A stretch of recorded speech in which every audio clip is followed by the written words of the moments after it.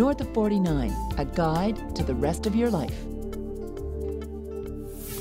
This week on North of 49, we meet a woman who has overcome a debilitating mental illness. A few years ago, Donna Bryant slipped into a depression so severe it affected every aspect of her existence. At the time, she refused to speak up about how she was feeling, a silence that almost cost Donna her life. Then we examined 3 North of 49 compass points related to Donna's story. We'll take a closer look at mental health issues in Canada. We'll hear from a gerontologist who has some inspiring information about maintaining our vim and vigor as we age. And we'll hear from Dr. Bruce Ward about her pre-retirement dental makeover.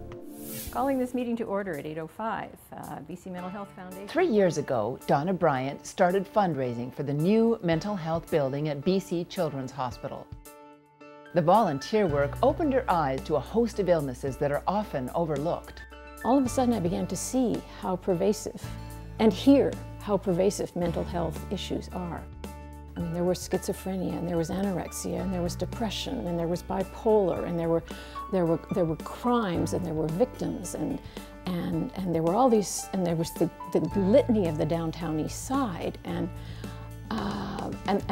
there were generations spanning. There were children, and there were geriatrics, and there were people in the middle, and it seemed to be pervasive. Everyone was suffering. During those 2 years, Donna says her attitude of unawareness and ignorance about mental illness changed dramatically. It's that mindset of my generation, that mental failings, mental illness is a moral failure. I was frankly one of those people who tended to look at the guy on the street or the woman on the street pushing the cart or whatever with a bit of fear. And as I began to think about mental health, I began to look differently at the whole picture, and my mind and my heart began to expand.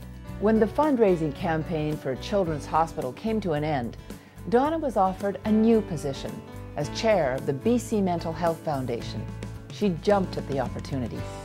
But shortly after starting her new job, life took a sudden and unexpected twist. My own story is that somewhat coincidentally, I got into this position of chairing this foundation, and probably within the first year of involvement, simultaneously, and almost unbeknownst to me, I was slipping into a depression myself. No matter how hard she tried, Donna couldn't get herself out of the rut she was in, and she felt like she couldn't ask for help. I still had that old mindset that was haunting me, that was somehow engendered out of the old ways, that whatever was happening to me, it was my fault, wholly and solely, and I had to pull myself out of it. So I didn't talk to people, and that's how it spiraled continually down.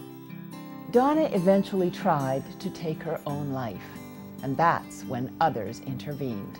I was then put on antidepressant medication. I was then offered professional help in terms of talk therapy, and my family reached out. These things made a difference. My friends reached out, and my life slowly began to get back on track. I was then able to do some proactive things for myself that I hadn't had the energy or the insight to do. Donna continued her work for the BC Mental Health Foundation, but with an even deeper sense of compassion for the people she was trying to help.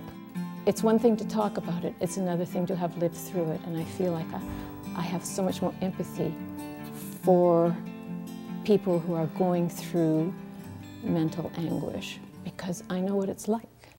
Looking back, Donna says she can now identify some of the issues that may have led to her depressive state.